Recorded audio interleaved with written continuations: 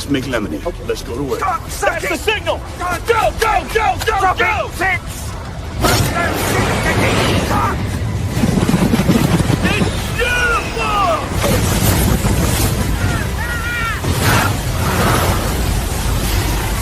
Mother Nature just pissed her pants, dude! Wake up and hit the ground running. It's The Rush, presented by Willis Auto, with Travis Justice and Ross Peterson bringing you raw, unfiltered, and unapologetic talk about sports, life, and everything else that matters. No filtered, no fluff, just The Rush.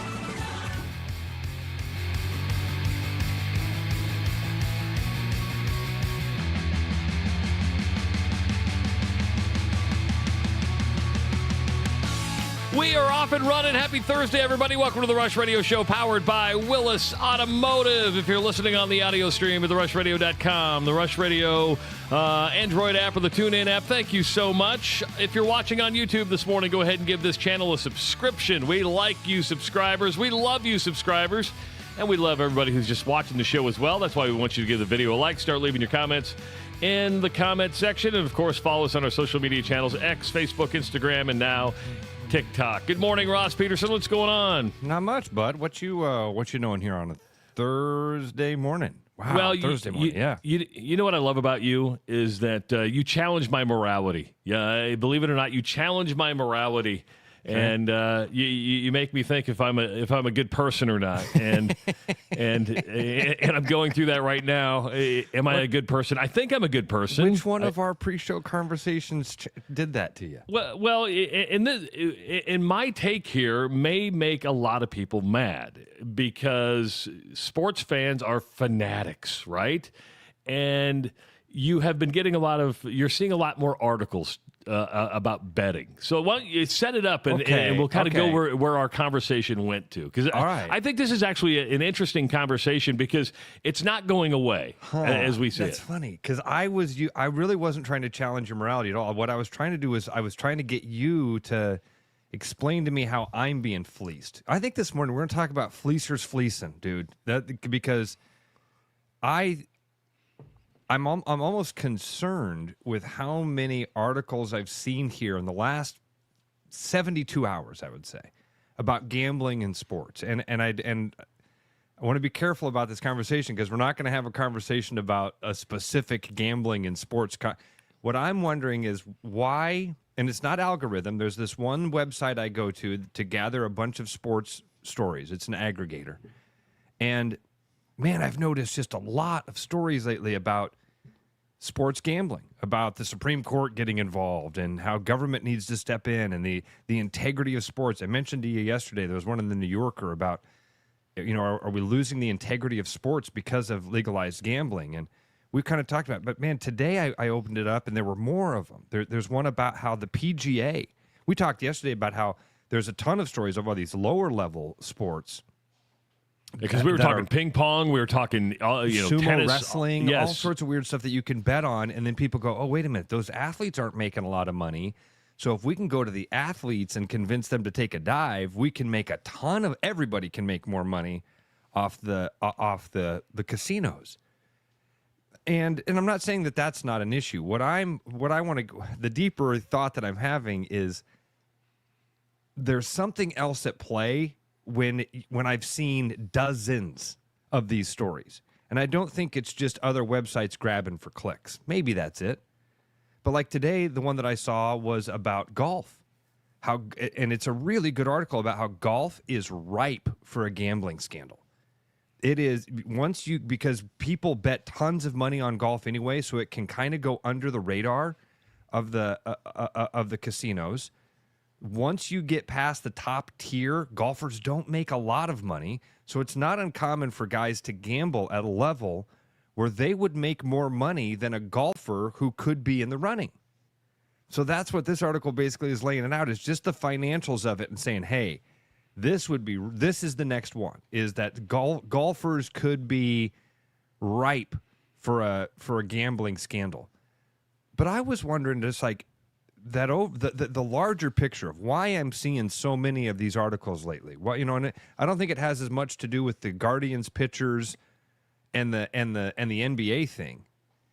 I don't know why my brain, when I see this stuff, my brain goes, uh-oh, you're being manipulated. Yeah, you're being manipulated. You're seeing too many of this stuff for this just to be guys grabbing for clicks and guys grabbing for stories. It just seems odd to me that I've seen so many of these gambling and sports stories. And I really did approach it with you to say, hey, man, walk me through why I'm seeing so many of these. And right away, you said, can I tell you something that I think is going to piss you off? And then you said what? I said, now let me clarify this. And that it didn't piss you off, but it may piss some people off. And because I may be the only person in the country that has a platform like this that has this take. And that is, I don't care. I don't care if people cheat. And I don't, and I've come to the realization that cheating has been around forever. We were talking about the Black Sox scandal of 1919 or 18 or whatever year it was, because it doesn't affect my life. Sure, I'm a fan of teams, but at the end of the day, I get up, I have 2 feet on the ground, I'm alive, and I don't gamble, so therefore it didn't affect my life in any single way. I can tell you that even the sports moments where people cheated gave me some great thrills, and I remember those. Mark McGwire and Sammy Sosa, steroids. You know what? I loved the chase for the home run record. Lance Armstrong winning as many Tour de France titles as he did. I loved watching that. Now, and I told you, we've had this conversation about offensive, are you offended by words?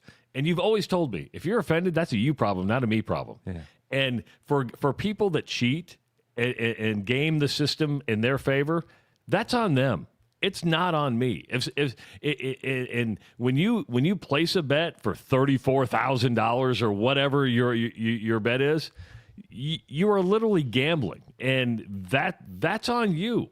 And if you win, congratulations. If you lose, I'm sorry, but you knew the risk going in. If it was fixed, you probably should know that there could be shady business going on. I just don't let cheating affect my everyday life, because I'm not cheating. I'm not doing anything illegal. My family's healthy. I'm healthy. I love to watch sports and be entertained. It is entertainment. I mean, let's talk about the biggest fixed sport that's probably the most popular. I don't even know if you can bet on it. People love WWE. They're fanatic about it. It's predetermined who's going to win those matches going in. It's real to me, damn it. It's rigged. Okay? There's a storyline that's written out. But yet people still pile in by the thousands to watch something that's predetermined. So I look at it and go, is this something that I want to bother me and get me all flustered and get me all worked up? And I've always kind of been, no, not really. So Ben Johnson took steroids and won a 100-meter dash in the 88 Olympics. Good for him.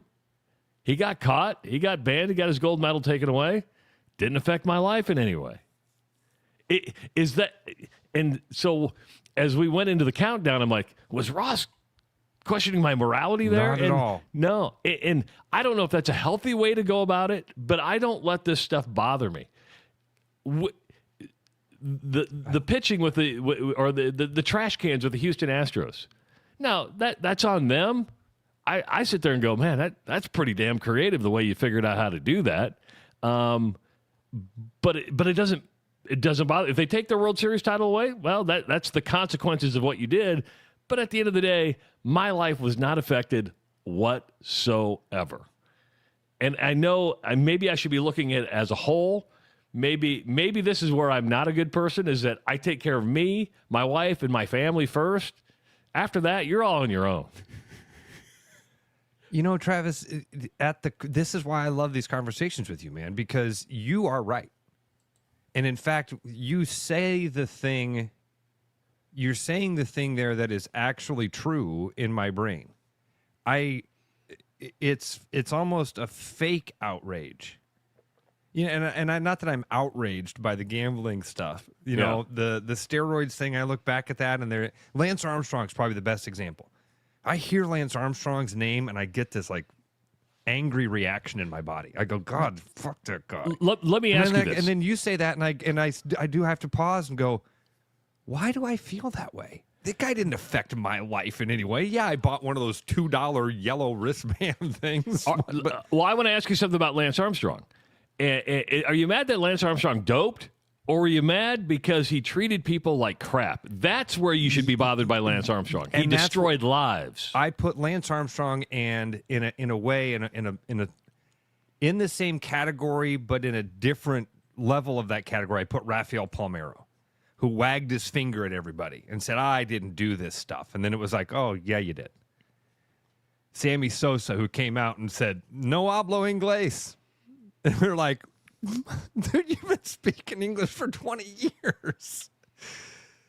Lance Armstrong, who went on Oprah and destroyed other people's lives, man. Destroyed them because he had an amazing power at that time, and he wielded it in a really, really ugly way. So that I have no respect for at all. I'm disgusted again. Here's that fake outrage. It's concerning to me, or it's weird to me when Lance Armstrong shows up at Ragbri and people are still like, oh, it's Lance Armstrong. Hey, check it out. I got a picture with Lance Armstrong. You guys see Lance Armstrong? It's not impressive to me at all. It's not impressive at all. I mean, the guy was the Michael Jordan of his time, but I don't know. There's something about him that still kind of makes my lip curl, right?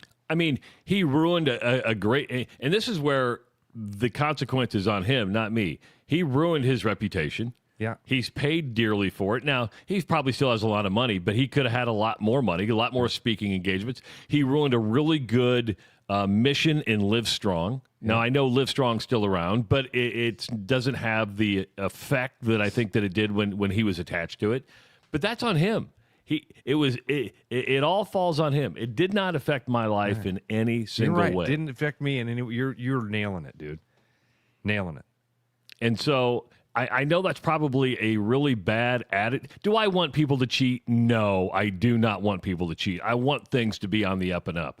But I'm cynical enough to go, well, people have been doing it a long time. And I'm never surprised anymore when we hear something come out like Connor Stallions. Do I care that Connor Stallions was stealing signs of other teams? Yeah, I was at that game, and that was the game I took my son to. We were in the front row. Yeah, yes. That's personal. That's personal because, damn it, I did not enjoy the game because he stole signs. Now, it's on him. He's got a show cause. He won't be able to coach in college football probably ever again. It affected his life. He made the choice. He suffers the consequences. I'm not making a choice. My choice is, do I want to watch the game? Do I want to be entertained by the game? And am I entertained by the game? Yeah. SW nails it here. And SW, I saw that you're having a rough one today, buddy. We're all thinking of you, man. I hope it gets better. He says, I don't care if Lance doped. They all did. I've always said Lance Armstrong was just the best cheater, right? Nick Saban's a hell of a football coach. Alabama was the best cheaters. They're the best cheaters. I mean, again, I think that the Lance Armstrong thing is more about the way that he 100% wagged his finger in everybody's face and said, "You don't know how hard I've worked," and it was like, "Oh, you doped." Rafael Palmeiro, you brought him up when he sat in front of Congress and he basically waved his finger and was adamant. Well, you just flat out. It's the lying that gets you in the end. Yeah. And finally, when Lance Armstrong came clean, it's almost like he lifted a burden off his shoulders. I would agree with that. Yeah. You know? He's such an interesting case study. Like Irish Hawkeye says, he also sued the pants off of the people that accused him, rightfully accused him. He would sue them. And that's what we're talking about, the hatred towards Lance Armstrong is that, and I think where we feel dirty and hatred for him, because you want to believe in these people. And when you go, man, you're coming at him, and then when the evidence starts to mount up, you're like, oh, I'm on the wrong side of history here. Yeah. And you're mad at yourself for defending the actions. Like, you know what? Just admit this guy's good. he just would have come out and said, "Yeah, I cheated," we're like, "Well, okay, well." He was good. We would have no idea who Lance Armstrong is if he hadn't cheated. Yeah. I mean, besides Greg LeMond, name any other Tour de France winner ever. I can't either. Philippe. I mean, I don't know. I bet you're pretty close right there. Somebody who would know about cheating in golf is Coach Hersom, and because he goes to a lot of golf big events. Big cheater here. Yeah. So, what do you think, Coach? Do you think they cheat in golf? I think that's the craziest thing I've ever heard, to be honest with you. And I didn't read the article. Ross, if you find it again, you need to send it to me because I'd like to read it. Yeah. How the hell do you cheat in golf? I mean, other than Patrick Reed getting hit in the sand and getting free lies, and outside of that, I mean, are they? Because you can't. They're all trying to win, right? Well, and do you take a dive in golf? And how do you take a dive in golf? Because you have to make the cut. You make the cut, and then somebody calls you and says, "Hey, we want you to finish dead last." You can't bet on someone finishing dead last, can you? You can bet on somebody to not make the cut. Yeah, that's I would agree with. You can bet on, but that's and Coach. That? That's what this article basically is saying is that where golf becomes ripe for the cheating is and it's always in the lower tiers. They're not talking about the top guys cheating to not win. What they're talking about is guys that aren't going to make a lot of money anyway, because as you know, in golf, the money falls off very quickly. And so you don't have to get very far down the leaderboard before, and not only do gamblers at the lower levels not make a lot of money, but guys are still betting tons. Gamblers are still betting tons of money on those lower levels. And so this article is basically saying this. Go ahead. Well, I was to say, but that's what's crazy about this, because you're talking about these lower level golfers. There's only, most tournaments have 156 players that actually get to go on it. You have to keep your tour card, and you have to, and if you don't make the cut, you get nothing. You literally paid an entry fee to get into the dang thing, and you get nothing. Right. And if you miss a bunch of cuts, all of a sudden you're losing your tour card, and then you don't have a job. Yep. Not that it's a job anyway, but I just don't see it. Well, I mean, you don't have to go very far, Coach, to see that professional athletes have done this here recently, right? I mean, hell, those two Major League Baseball pitchers threw away $1 million contracts for a couple $1,000 just to throw bad pitches. Where there's a couple of gray areas that start to happen here. Number one, like I was talking about, it is the lower level guys. We're not talking about the high performers. We're talking about the guys that are in that midst of not making a ton of money. Now, you've got gamblers that are putting tons of money into this thing, and the other gray area that has to be brought into this conversation is the prop bet part of this. Because this article is, again, you don't have to go far. We've had UFC fighters who could have had $1 million contracts, just like you're saying there. He's got to win to keep his UFC contract. Well, instead, he's a huge favorite, and he goes out and he takes a dive in the fight. And why does he do that? Because some gambler, just like 1919 with the Black Sox, got a hold of him and said, we can make it more worth your while. We can pay you more to lose than you gain to win. And this article is not saying, hey, this stuff is happening in golf. What he's doing is walking through the financials of it and saying golf is ripe for this. The third part of this is, and we all know this, golfers are gamblers. Well, I think Irish Hawkeye says it best. That's 100% accurate. And Irish Hawkeye says it best. Golfers are human. Amen. There are cheaters among them. Amen. Here, let me just read this. Sport. This is from the gentleman's sport. This is the article is from a website I've never heard of before, and I found it through one of my, again, like an aggregator.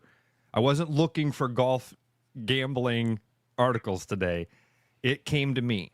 It's from a website called thefriedegg.com. Thefriedegg.com, and it's called PGA Tour Gambling, or it's called ripe for a gambling scandal. I had to scroll up. Let me see if I can. let me get to this. I want to read this paragraph in the middle of the article. I've never orchestrated a professional golf gambling scheme, but if I were planning one, it would probably look something like this.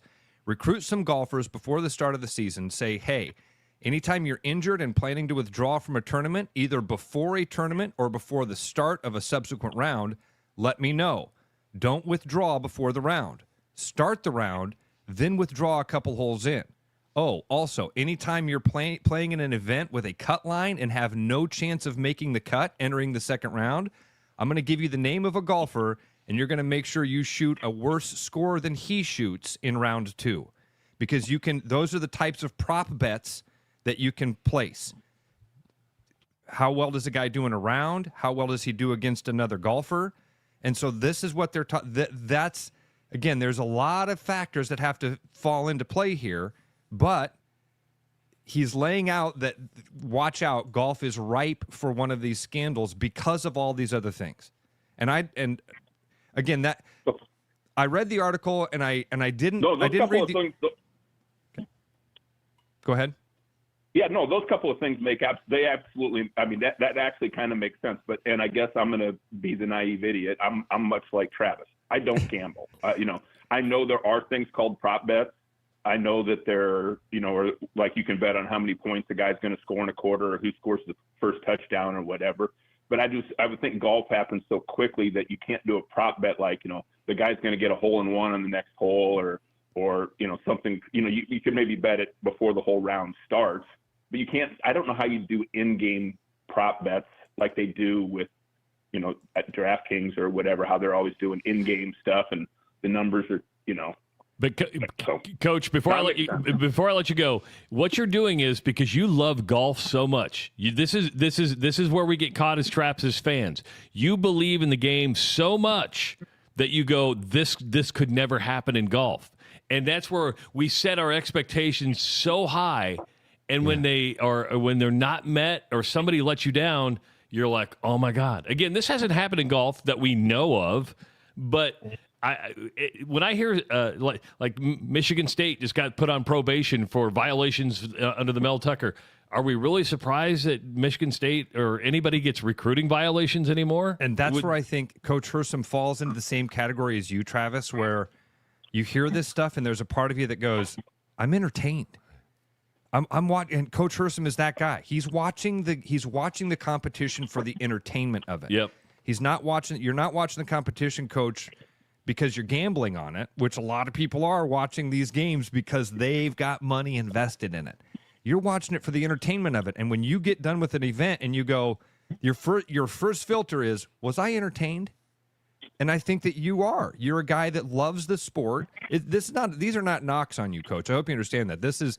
You are a lot like Travis in this. No. Yeah, it's not that you don't care about gambling. It's that your first filter is, was I entertained? I got my own life. I got my kids. I got a mortgage to pay. I got bills coming. That's my first. Those are the things I'm worried about. Was I entertained? I want to real quick share these comments so they don't slide away, because this is my buddy Jamie, who was a golf pro down in Florida at a nice club down there for a long time. He wrote a couple things. He said, number one, head-to-heads are huge in the gambling world. And then he wrote, every hole you can place some sort of prop bet on that sort of stuff. So again, not that it is happening, but it could.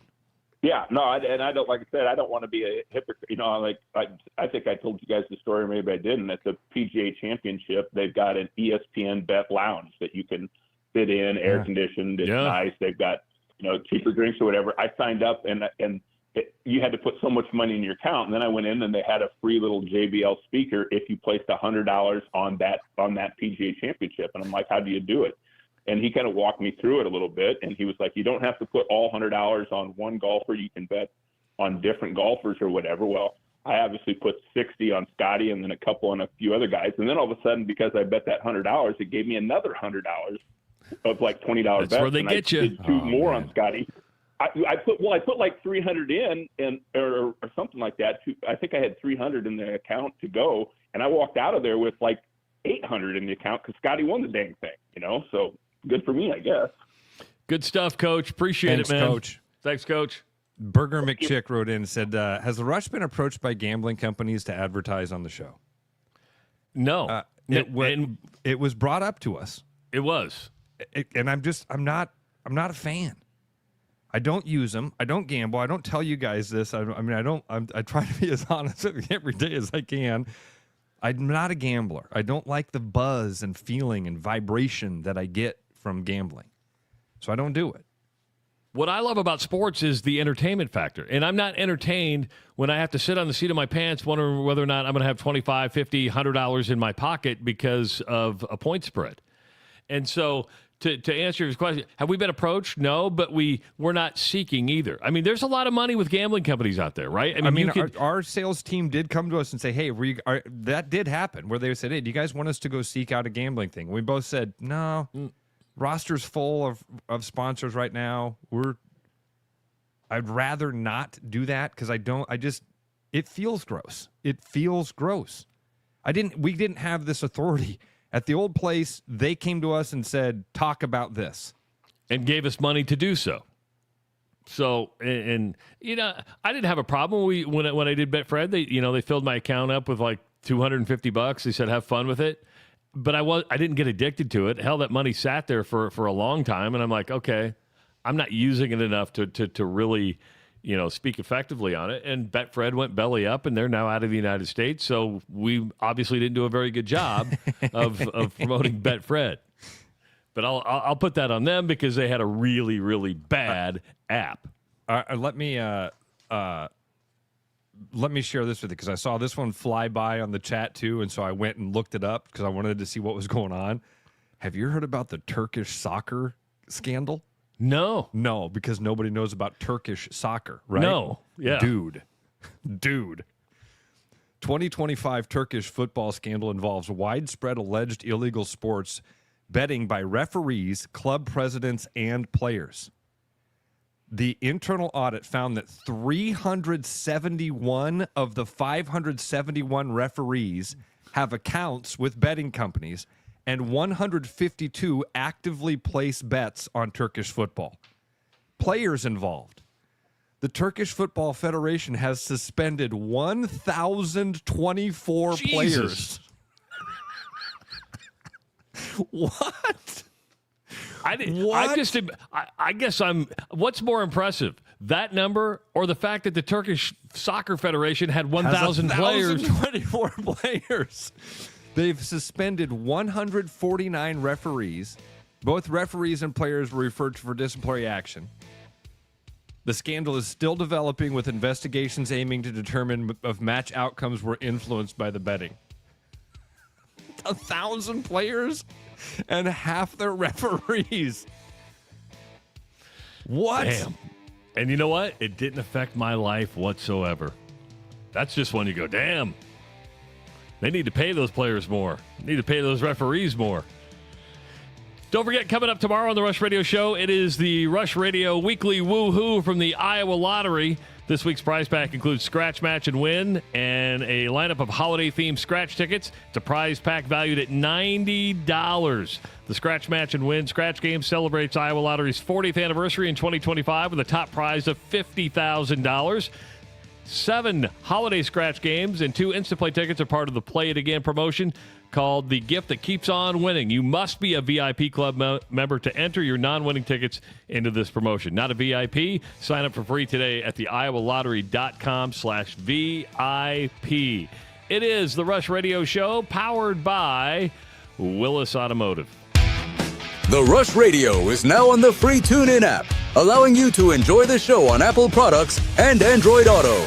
Download the free TuneIn app and search The Rush Radio to take Travis and Ross wherever you go. 'Tis the season to share great taste. Grab a refreshing Coca-Cola and make every moment a celebration. Locally made, nationally loved, Coca-Cola is the real deal when it comes to holiday cheer. Whether you're kicking back after the game or hosting the crew, nothing hits like that crisp, fizzy taste. Make this season yours. Grab an ice-cold Coca-Cola today. With over 260 beers on tap, El Bait Shop isn't just another craft beer bar. It's the best. Beer lovers know El Bait Shop, 200 Southwest 2nd, Des Moines.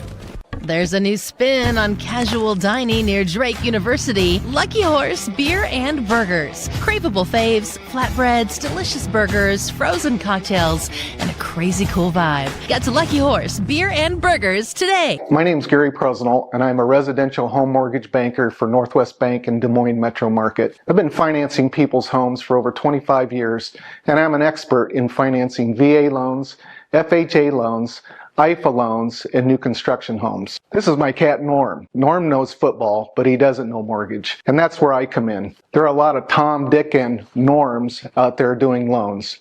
So don't just trust anyone with your home loan. I'm your local, trusted, experienced expert. Loans. Call Gary at 515-975-6767 or find his profile at nw.bank. Member FDIC, Equal Housing Lender. After Hawkeye football games this fall, Travis and Ross are right where they belong, with you taking your calls and giving unfiltered feedback. Right after Hawkeye football games, it's the Black and Gold Rush on the rushradio.com, the TuneIn app, and on YouTube. Thankful?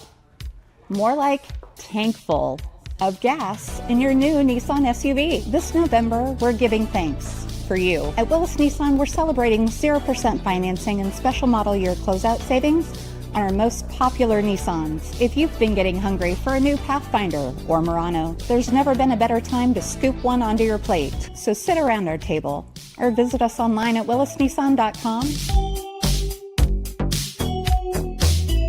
Get ready for a gemtastic day at Fiscus Jewelers. Join us Saturday, November 22nd from 9 to 3 for a gem trunk show you won't want to miss. It's the perfect time to pick up your favorite gemstone and create a custom piece for the holidays. Plus, take $250 off a custom design for this day only. We'll have fun giveaways throughout the day. So if you're looking for that perfect gem, we've got you covered. It's a gemtastic show like no other. Fiscus Jewelers, your jeweler for life. The best bread is made from scratch, freshly baked with locally sourced ingredients and love. At Big Sky Bakery, we take great pride in our delicious products. We know you'll enjoy them almost as much as we enjoy baking them. Find us at the downtown Des Moines Farmers Market every Saturday. Looking for the perfect golf escape? Experience links-style golf right here in Ames at Coldwater Golf Links. With rolling fairways, large greens, and unique routing, it's golf the way it's meant to be played. Whether you're a seasoned pro or just starting out, you'll love our course's welcoming atmosphere and friendly staff. Grab your clubs, book a tee time, and make every round unforgettable. Coldwater Golf Links, where great golf leads to great memories. Visit coldwatergolf.com to book your round today. Back to the Rush. Strong opinions, weak filters, and just enough sense to stay on the air. It's the Rush Radio Show, powered by Willis Automotive. You know, here in Iowa, we grow corn, but the truth is corn grows Iowa. Corn benefits the entire state. It feeds our livestock, nourishes our families, and provides homegrown, clean-burning, unleaded 88 for our vehicles. Pump it up with unleaded 88. Go to iowacorn.org to learn more. Coming up at 7 o'clock, Todd Stepsis, head coach of the Northern Iowa Panthers, going to be joining us. Ross and I got a cool text from Coach Stepsis yesterday. He was sitting in his office, or he was sitting in the Unidome watching 8-man semifinal action football, and he goes, 8-man football is crazy. And I go, first topic tomorrow, 8-man football. It can be. 8-man football can be a lot of fun when it, I hate to say done right, but I've been to some 8-man games that are really, really exciting. I've also been to some that were 72-0. Yeah. Right. Hey, so real quick, back to our last conversation, because I've never really made this connection. Triton Yo says, Travis, we don't take gambling sponsorships. Next commercial break. Iowa Lottery. Well, I mean, yes, lottery is gambling, but I don't view it at the same level as sports gambling. I view it completely different. I do too, and why is that? And it's not because they're. I mean, maybe. I wonder if part of it is just the CEO of the Iowa Lottery is Matt Strawn, a guy that I've known for a long time, and I like him. Is that a part of it? Is there like a personal? Is there a familial familiar thing that happens there that I just am curious about that because I when I first saw that, my first instinct was the same thing. Like, well, that's not gambling, and then I'm like, well, yeah, it is. It is dollars down to try to win a lot of money. It is gambling, but it is maybe it's more of a game of chance to me than it is, sports betting. I know going in that I probably not going to win on a scratch. Every time I buy a scratch-off tickets, I don't go in there and go, I'm going to win the $50,000. I'm going to win the $2,000. I'm like, I'm going to take a shot, have a little fun. And I'm not relying on the performance of a team or other people and the way that's done. You're right. It is a form of gambling, but I put it in a much different category than sports betting. Yeah, I do too. And I'm trying to justify it. I don't think I am. I'm wondering if I'm doing the same thing. If I'm just doing the mental gymnastics I have to do to go, oh no, it's different. So I'm glad I honestly didn't think of it. And then when that popped up, I went, oh wait, I need to reconsider that. Is that? And I'm not going to tell the Iowa Lottery not to pay us. I love having the lottery thing. I love the weekly woohoo. I think that's a really cool thing that we've got listeners out there that have a chance to win big like that. But anyway, I'll look within later today and see where I'm at. I'll use it. So I live in Nebraska, right? We have the lottery. I love the lottery. We also have Keno. Keno are the worst odds in the world. I'm not a big Keno fan, but and maybe Mary may say it best, and it's this: the lottery is a socially acceptable gambling. And there's a line people go up to, and then you go, okay. Now, with the exception of the guy who got caught, by the way, it's hard. The guy who coded in, who slid a code in to win the. Besides that, story. I mean, you sit there and go, everybody's playing with the same odds. You feel like you can't rig a scratch game. You can't. When I buy one out of there, I don't know how you would do that. I don't know either. Yeah. I'm not saying it can't be done. Yeah. Can we? So I know you got a lot of stuff you want to talk to, but there's one other thing that popped up this morning. That's fine. All right. Because everybody knows I've always railed against FIFA and the Olympic Committee for being just fleecers, right? FIFA World Cup 2026 coming to North America. Okay. FIFA wants to put a crackdown on the secondary market. They are after scalpers, okay? So they came up with their own idea on how to corral scalpers, all right? So what they did was there's only one place that you can sell your FIFA tickets on the secondary market. Guess where that is? FIFA.com. Through FIFA.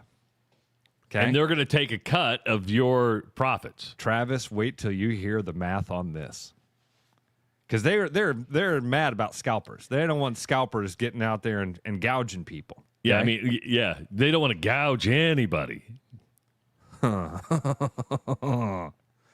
This year, the World Cup has started something called dynamic pricing. Now, dynamic pricing, if you don't know, is where the prices for tickets change based on the demand. So it's almost like a stock price, or like when you go to bet on a horse, every time somebody places a bet, it changes the algorithm a little bit, and then all of a sudden they realize, oh, more people want this. We got to change the numbers. Let me put it in more human terms that really affects everybody who maybe doesn't go to games, right? If you go to a big city and you park in a parking garage, a lot of big cities have dynamic pricing on parking garages, meaning if you go on a Tuesday night, you're going to pay $4 an hour to park. You go on a Friday night, it could be $20 an hour to park because of the demand that's wanted for said parking spots. Like Mike says, most of us are familiar in big cities with Uber pricing. If you try to get an Uber at 2 o'clock in the afternoon, it's going to be cheaper than if you try to do it at 7:30 at night when there's a lot of people trying to go around town. So they've introduced the dynamic pricing, and let's first start with just the ticket prices. Group stage seats start at $60, and the top tier final tickets are topping out at $6,730. That's for a seat. That's a massive step up from Qatar in 2020 or 2022, where the most expensive ticket was $1,607. The most expensive ticket 4 years ago was $1,000. Now there's $6,730. They've also introduced something new, FIFA's official resale marketplace, launched to corral scalpers with no cap on resale price. Previously, resale tickets were capped at face value. Media reports point out that tickets have appeared for 5 figures, with one example of a $2,000 final ticket being relisted at $25,000. Wow. FIFA takes 15% from the seller and 15% from the buyer.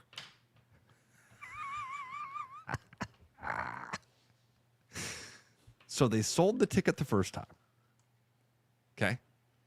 Then when you go to resell the ticket, they take 30%. They say it's 15% from each side, but the truth is it's 30% from the transaction. That's greed. That is greed. 30%, Travis, of a 25. There's a ticket out there for $25,000. 30% of that hold on, which they've already sold once. They've already sold it once they sold it for $2,000. Okay. When this ticket resales for $25,000, you know what 30% of $25,000 is? $7,500. $7,500 that they take as, the broker. They just, we got to somebody's got to facilitate this transaction here. Handling fees. Handling fee.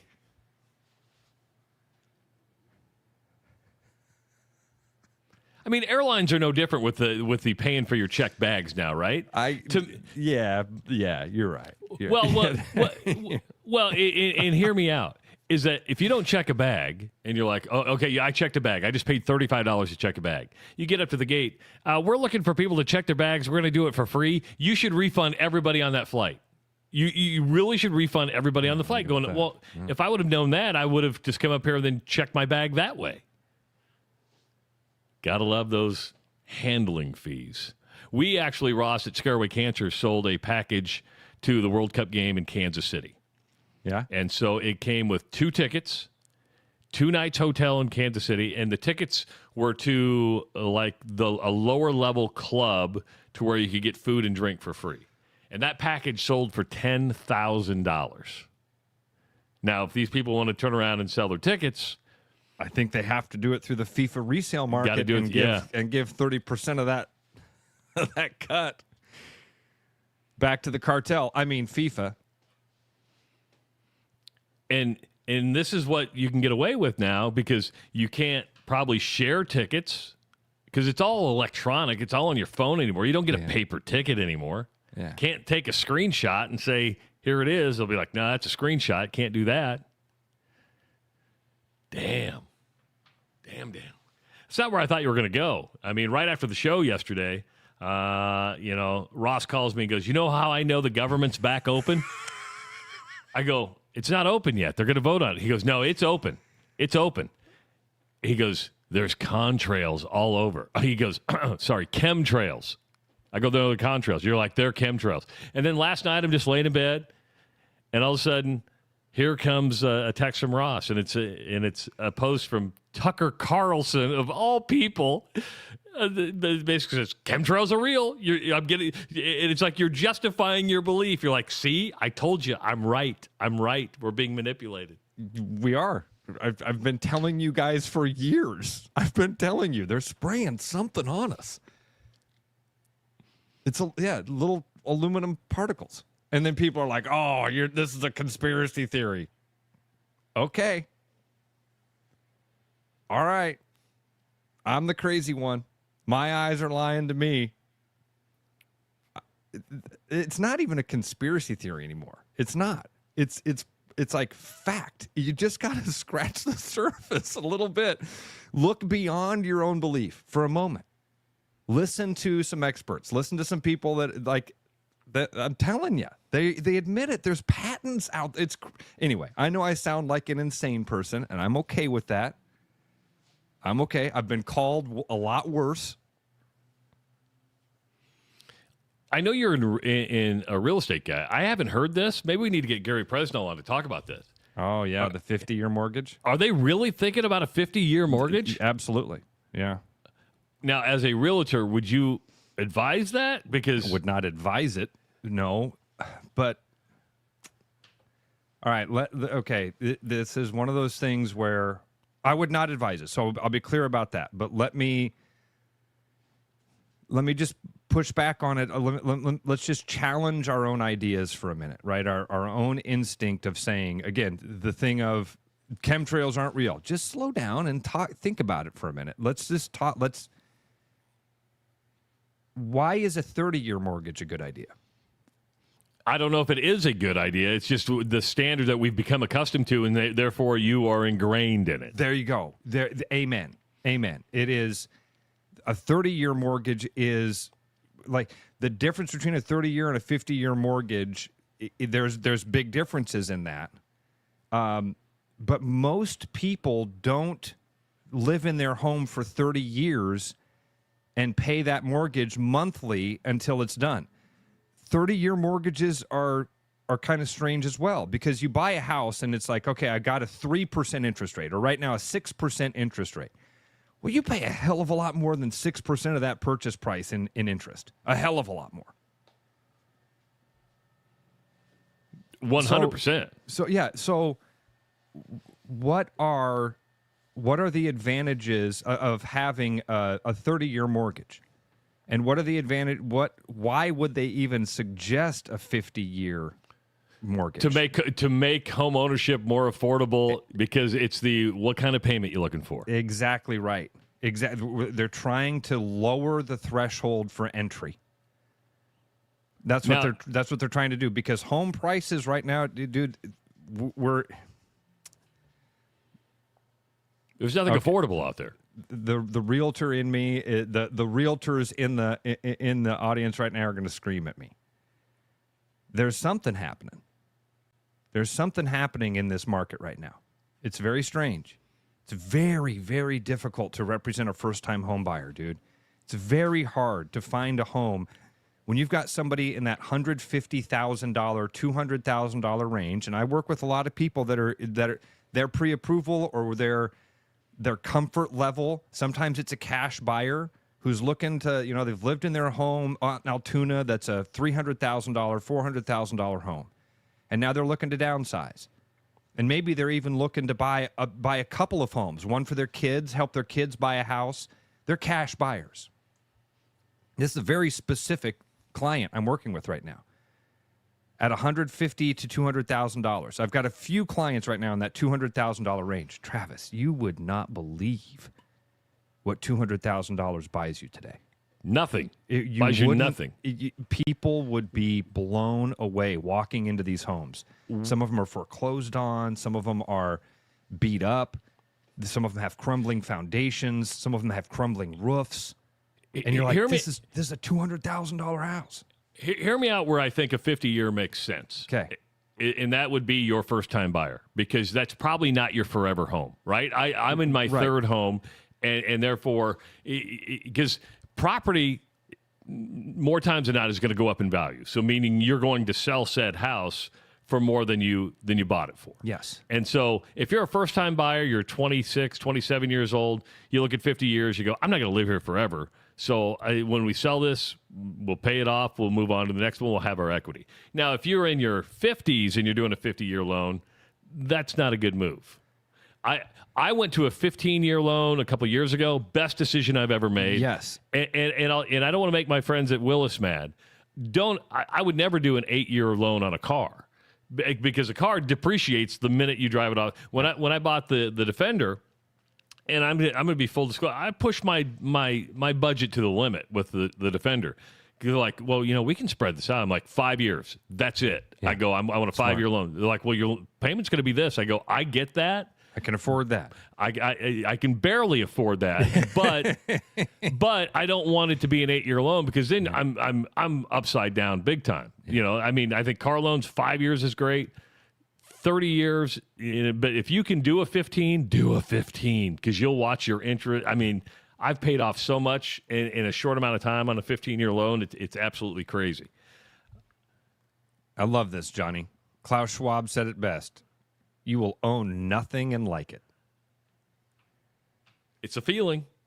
You've got a house. You can pay off your 30-year mortgage. You can do that. You can do a 15-year mortgage. You can pay that off. You can make double payments on your, which by the way is very, very, very smart to pay more than your payment on your mortgage because you pay down the principal much quicker that way. So I pay $100 more a month on top, and I put that towards the principal. And Travis, and that's helped out a lot. When you're done paying your mortgage, what do you still have to pay twice a year?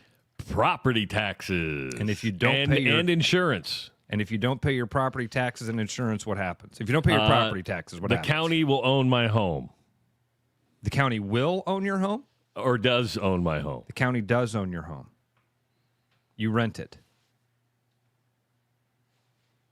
It's a frustrating, hard reality. We claim it's home ownership. What it is home equity. That's truly what you're building by buying a house, by getting a mortgage, by paying your bills. You're building the equity so that when you go to no longer rent that place from the county, you get something back from it. That's how it should be kind of presented to people. Because if you don't pay your property taxes, even after you own the home and the land, they come and take it from you. We're running short on the hour. I do want to get this stuff in because I kind of teased it on the thumbnail. Right, dude, and we're going to have Stepsis and Bruno. Stepsis coming up in Thursday. I'm sorry. But Audie Crooks had a school record 43 points last night for Iowa State as the Cyclones destroyed Valparaiso 97-50. Ross, listen to this: 43 points, 20 minutes of action, 18 of 23 from the field, 7 of 9 from the free throw line. She just continues to do it. And just 20 minutes, she took 23 shots and made 18 of them. Bill Fenley just had to sit back and go, I'm just going to watch the show. I couldn't do that in an open gym. In 2 feet from the rim. You'd be like, yeah, in 20 minutes. I'm not going 7 for 9 from the free throw line.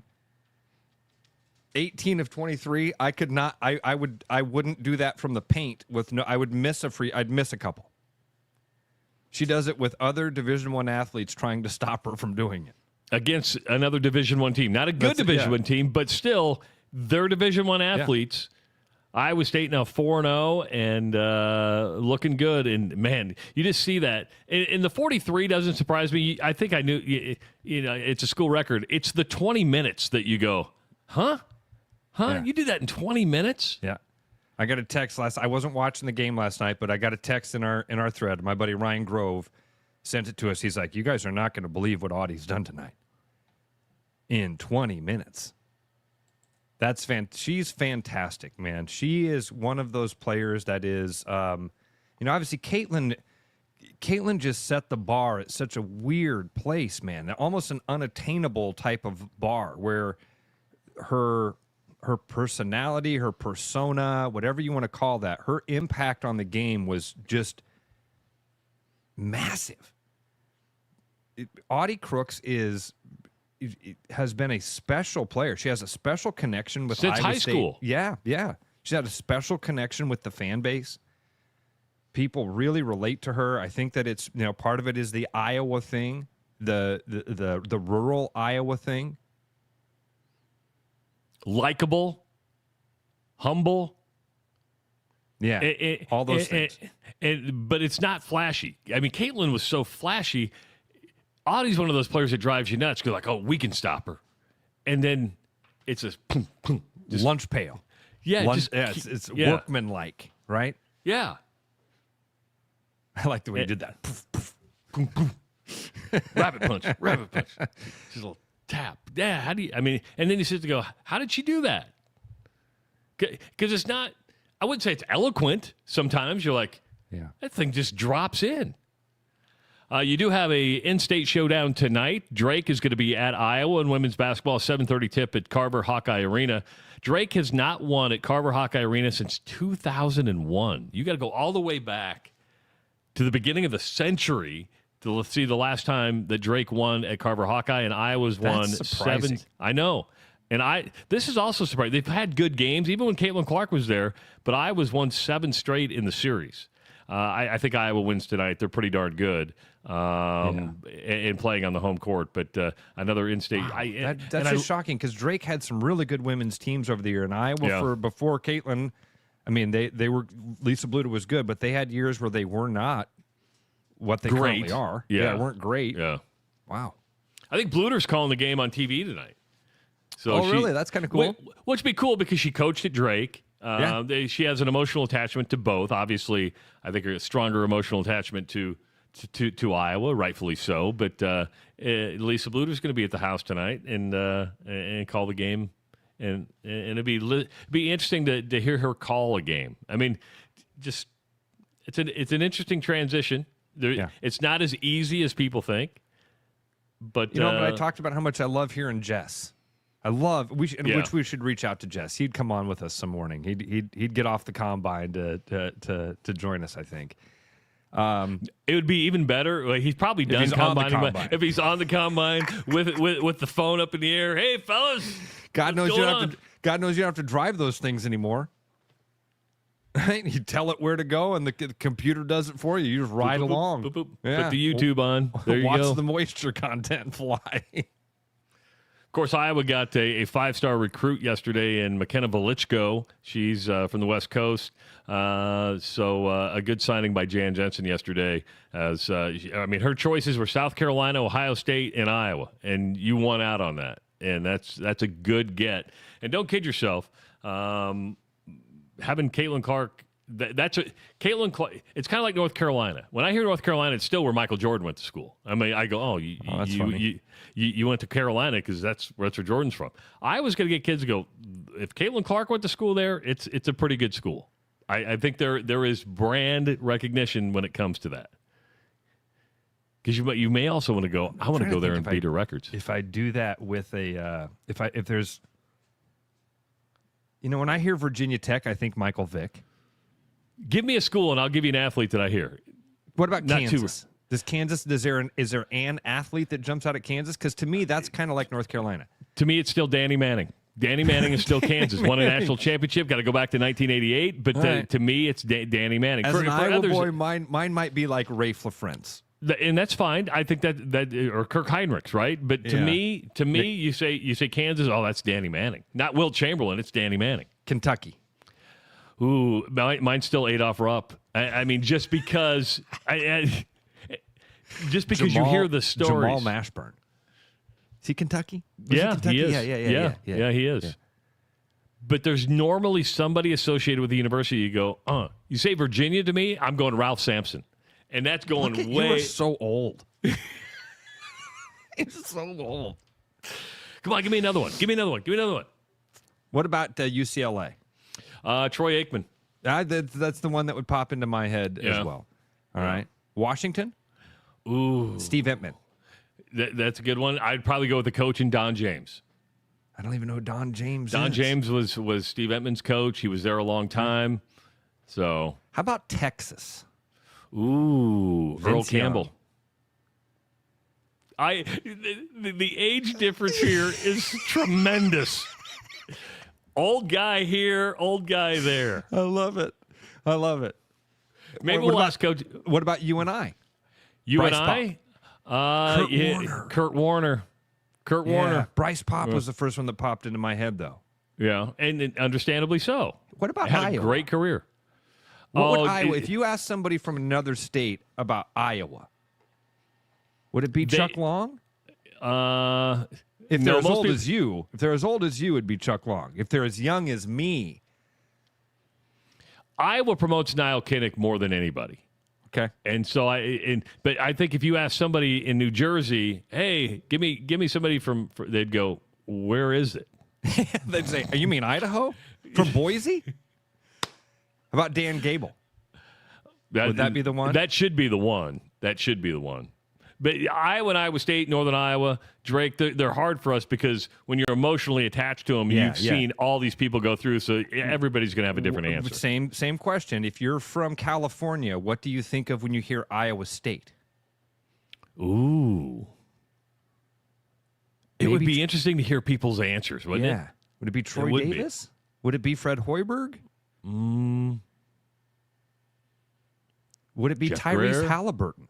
I mean, if you're in Utah, it would be Jeff Hornacek. If you're in Tyler just nailed it. If you're in California, it's Brock Purdy. Probably right. Would it be Cale Sanderson? I don't know. I think there's enough. Oh, Cale's a good, yeah. But I don't know if a lot of people would know in today's generation that Cale Sanderson went to Iowa State. So we got an hour in the books. How our brains work. I know. We got an hour to go. Coach Stepsis, we're sorry to make you wait a couple minutes longer. We go down these rabbit holes, and we'll bring you into the rabbit hole when we come back on the Rush Radio Show, powered by Willis Automotive.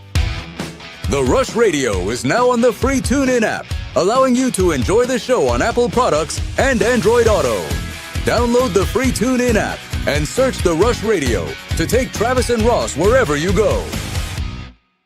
Your house wasn't built for bats, birds, or raccoons, but try telling them that. At Bats and Bugs Pest Solutions, we've been helping Iowans take back their homes for over 20 years. We use cost-effective, eco-friendly methods to solve wildlife and pest problems the right way. Whether it's bats in your attic, birds in the vents, raccoons in your chimney, or moles in your yard, we have long-term solutions. Call Bats and Bugs Pest Solutions today at 515-218-3400, and let's make sure your home doesn't become their home.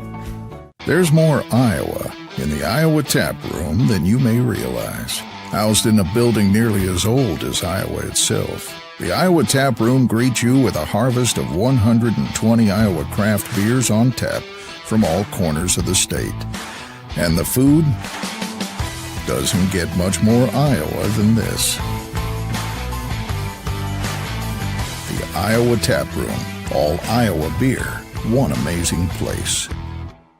There's always something new at Fong's Pizza. The patio is open and ready for you, your friends, and an ever-changing menu of tiki drinks. Or try our new noodle dishes alongside your favorite slice.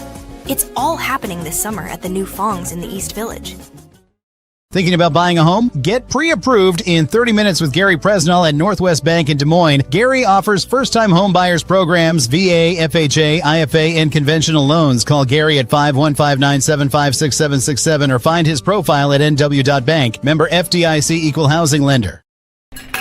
You know, Brian, at Central City, we really do have the best selection around. I know. High-quality stuff you can't find anywhere else. Whistle Pig Plantation Rum. Yeah, and over 150 of the best scotches on earth. And a ton of bitters, mixers, and more. You know what we are? High class. Definitely high class, yeah. Make way for the natty. Okay, maybe medium class. Central City Liquor is home of the 10% cash coupon. And the Wooden Nickel program. After Hawkeye football games this fall, Travis and Ross are right where they belong, with you taking your calls and giving unfiltered feedback. Right after Hawkeye football games, it's the Black and Gold Rush on the rushradio.com, the TuneIn app, and on YouTube.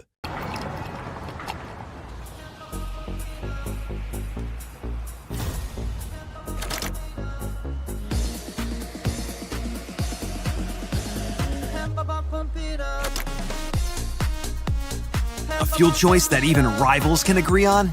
Now that's worth the hype. Cheaper, cleaner, and homegrown. Pump it up with Unleaded 88.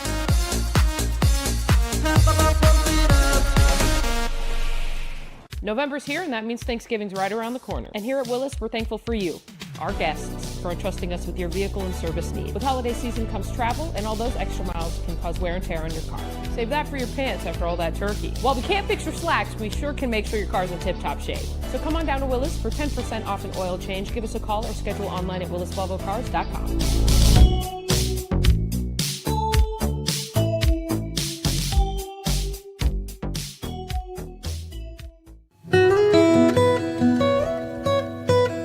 For the holidays, bring real taste to the table with Gold Peak Real Brewed Tea. Made with real tea leaves and real cane sugar, Gold Peak delivers a golden, brewed for taste flavor that makes every moment more meaningful. Whether you're gathering with family or friends, celebrate the moments that matter the most, because real connections deserve real refreshment. For your upcoming holiday celebrations, choose Gold Peak Tea and bring real taste to the table. like a rash you thought was gone. Travis and Ross aren't contagious, but they are addictive. It's the Rush Radio Show, powered by Willis Automotive. Hour number 2 of the Rush Radio Show, powered by Willis Automotive. Happy Thursday, everybody. If you're listening on the audio stream at therushladio.com, the Rush Radio Android app, or the TuneIn app, thank you. Hit that subscribe button if you're watching on YouTube. Also, give the video a like and start leaving your comments in the comment section. Follow us on our social media channels, X, Facebook, Instagram, and now we are officially TikTokers. Yeah, TikTokers. All right, let's bring the man, the myth, the legend in, who I'm just impressed, Coach Todd Stepsis from Northern Iowa, that you're sitting watching an 8-man football game yesterday, and we popped into your brain because you sent Ross and I a text saying that stuff's crazy. How did you think of us as you're sitting there watching an 8-man football game? Yeah, we talked about the convenient glance over the shoulder thing that we've got going here these next couple of weeks to check out some talent. And 8-man ball, we've got a couple 8-man guys on the team right now.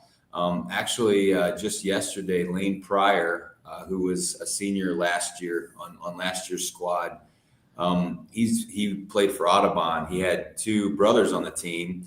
That game was great, by the way. It went right down to the last minute. We're standing there waiting to go out to practice, and like a lot of the team was pretty jacked about watching it. But he actually got picked up by the Texans, and it's kind of a neat story because during his pro day, I was watching him, and he was killing it in the weight room. 30-plus bench press, jumping out of the gym, and you can tell a lot of the scouts were, kind of had their eyes open, and they were really interested in him. And the very first route he runs, in the field work, he tears his quad. Oh, and so yeah, it was a bummer. But for him to he's still not cleared, and he's still rehabbing, and for them to pick him up and want him to be a part of their organization, that's cool. A lot about him. And so yeah, 8-man, I don't care. I love football. Travis, you said that there is 6-man football in Western Nebraska? So in Western Nebraska, they have... You're familiar with this, Coach? Oh, yeah. He said, oh, yeah. Now, I remember a couple weeks ago, we talked about those 7-on-7 camps that they do, and you were like, yeah, you can't, you don't get a great feel for the game in that 7-on-7, those camp type style things. But so can you explain to me, what is 6-man football? Well, the 6-man is, it's just kind of like 8-man. It's just a smaller field. There's still the same positions. And really the difference is there is an element of physicality still. I think there's something to be said. If you've ever tried to tackle somebody, that is, you need to have a little bit of toughness to want to go hit somebody and bring him to the ground aggressively. And in those 7-on-7s, there's none of that. And in fact, I kind of see 7-on-7 kind of like social media aggression, where you talk trash, and there's no ramifications whatsoever about talking trash. Where in a football game, you might get up and say something, and the next play you get your ass knocked off. So no different. Social media, you can talk a good game, you put all this stuff out there, and you don't have to face somebody and say that man to man, and so that's just 8-man, 6-man. There's an element of that, and just recruiting wise, when there's a dude that's dominating, there's something there, for us or even bigger schools where, man, he's got the size, he's got the speed, he's dominating competition like you'd hope he would, and a lot of times too, those guys have a really high ceiling because those schools maybe don't have the resources that some of the 5A schools would have. Brett wrote in and said, tell Coach there's a quarterback, a great QB safety going to play tonight. He's also a 200-meter champ. Recruit him. He'd look great in purple. Okay. Heck yeah. He's on it. See? Way to go. Yeah. Hey, send me all the names, man. We'll take all the good Iowa boys we can get.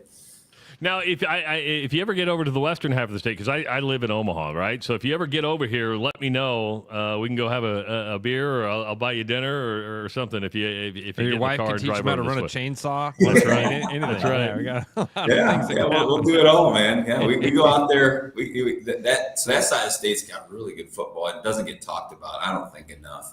But it's for us too. Like we start to kind of get in the lines then a little bit because they are that side's a little bit closer to South Dakota, and so for us to pull somebody from over there, that's a fun thing.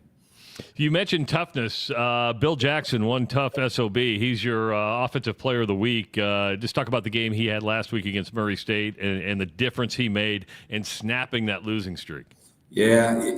So if you were to say paint a picture of how you would love your offense to look and be, it would have been last week. I mean, 300 yards of offense and just completely like bludgeon your opponent, and then all of a sudden, our quarterback is averaging 16 yards of completion. He's completing over 70% of his balls. He's getting involved in the run game, and Bill, he always had that in him, and we just didn't necessarily give him the help that he needed.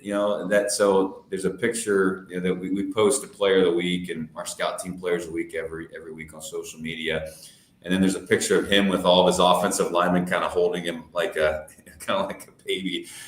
Because they did a really good job, and when we a lot of his yards too came from when we were under center, which you don't necessarily see a ton in this game, and for a running back to be able to head like downhill with your shoulders square, it's a lot easier than when he's sitting next to the quarterback and he has to kind of come sideways to get the ball. And so for Bill, I think that helped him too, because now all of a sudden he's got a couple steps heading forward. He's got some speed and momentum. Now, if there is any kind of surge from the D line, it's not in his lap like he would be maybe when we're in the shotgun. So that helped him too.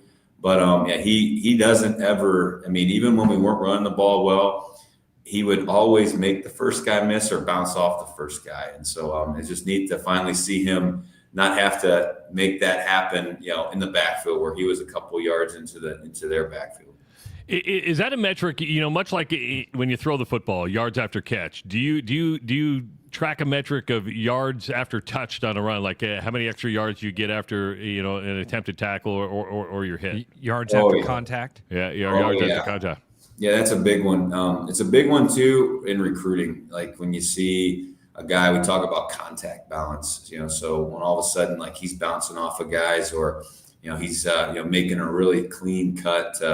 Where all of a sudden that would have been a square tackle where a guy's kind of reaching and grabbing for cloth, So and that's a skill too that everybody when a back has a great game, they do credit the offensive line, and they totally should. But sometimes a really good back can make an O-line look good because he just knows how to set blocks up, and he's able to kind of lean to get a backer maybe to jump over a gap one way, which gives that lineman that that extra step that he's going to need to get a piece of them. So there's a ton into running back. It's like you can't overcoach it. I think there's just some things that guys have a knack for, and then Bill definitely has that for sure for us. Outside of JC, Bill has the most number of receptions on your second most number of receptions on your team with 31. That's a lot more than he's had in his previous years in college football. Is that something that you can see in recruiting? Is that something that when you got a receiving back like that, is that a totally different skill set, or is that just something you anticipate a running back to be able to do as well?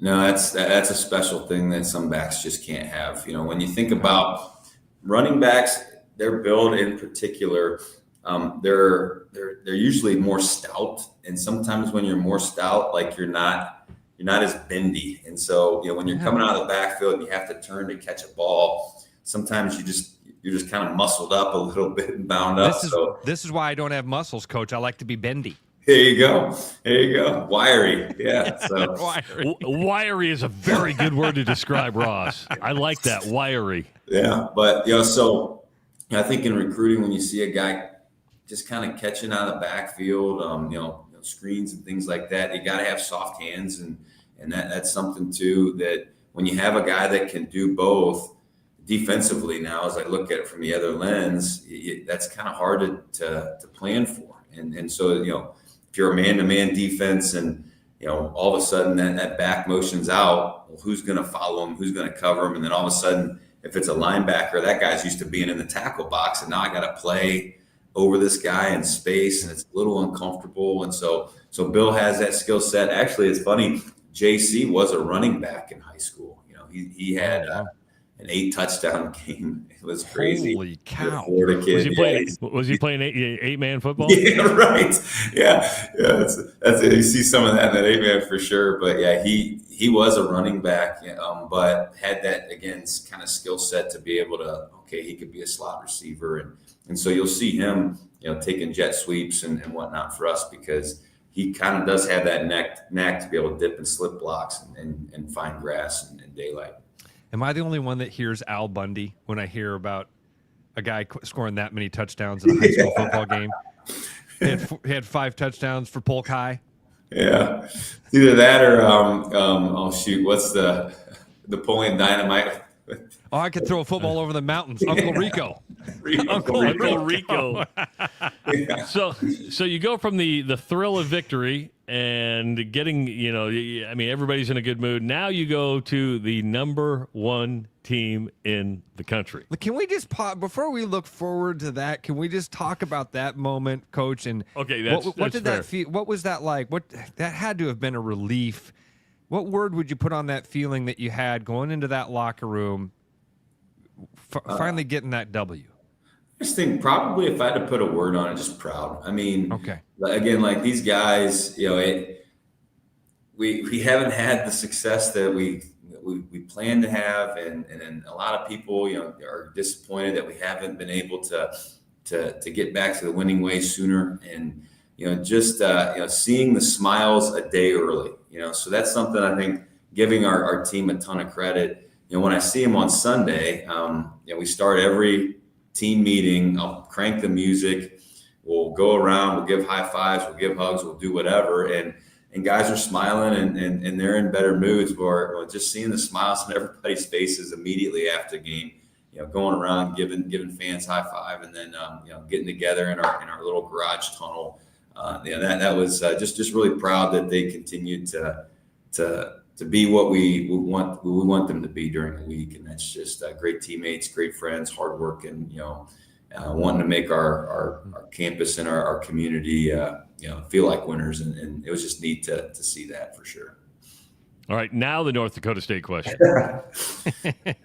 Yeah, no, they're good. They're they're undefeated, and they do a great job of winning. Every single way. And so they've outscored teams, and they've been able to score lots of points. Last week they were in, I think, a 15-10 game, so they play great defense too. And, I think that's that. If you were to ask me, like, what makes their program special is that, like, they can stop you. They can keep you out of the end zone. But if all of a sudden you find some things and you get a couple plays on them, they can answer right away. And their quarterback is now the first of 2 quarterbacks that we're going to face. I mean, he's like a superhero. He just is, throws bombs for touchdowns and makes people miss and just runs all over people. And so our defense is going to have to figure out how to contain him. And then just offensively, how do we continue to find ways to run the ball? How do we, control the clock? It's going to be a hostile environment. We had the sound going, which our dome is pretty loud, so we can get the sound going in there, and it makes it difficult and tough. But yeah, they're the number 1 team for a reason. They probably could win some of the lower level FBS conferences. Oh, yeah. They've got a lot of talent. But then I think they do it the right way. They've got homegrown talent. They develop guys stick in the program. They don't have a whole lot of new faces. The guys that made plays from last year were the same guys this year. The starting quarterback, who's probably one of the best in the country, backed up Cam Miller for like 3 years. And so they do it the right way up there. And our guys, they don't like the Bison, and I think if you ask probably everybody in our league, they would probably say the same thing because everybody's gunning for them, everybody's chasing them. And so, for us, just awesome opportunity and grateful that they're in our league and we have something to chase, because they really have They really have done it at an elite level, consistent level that not a whole lot of places could say they have done. They're definitely like the evil empire of your league. They are that that New York Yankees, LA Dodgers, whatever. They're the blue chip that everybody's going after. And man, they wear that with pride. You ever met a Bison fan base member? They're very clear that it's Bison, and they're coming to kick your ass. When I look at Peyton's stat line, the thing that jumps out to me, Coach, is his completion percentage. He's like up above 70, 75% completion percentage on the season. When you look at film, how do you obviously he's got to have a lot of talent and skill to do that. What is it about their scheme that allows for that? I mean, are they very good route runners? Is it route trees? What is it that you see that leads to that? Well, it's a couple things. Number one, they've got some guys that really win those 50-50s. It's almost like 80-20. They kind of chuck it up. Wow. So they've got a Lance brother, so everybody knows about the QB that's in the league. So this is his brother who just is a creature on the edge, and so he kind of just chuck it up to him and he tears it out of the air. They have good concepts. They do scheme guys open, but a lot of his awesome plays are broken. So all of a sudden things aren't open right away. You know what? I'm just gonna make a guy miss, and all of a sudden I'm out in space, and then scramble drill happens, and they get their receivers have good speed that create separation, and he puts it on the money.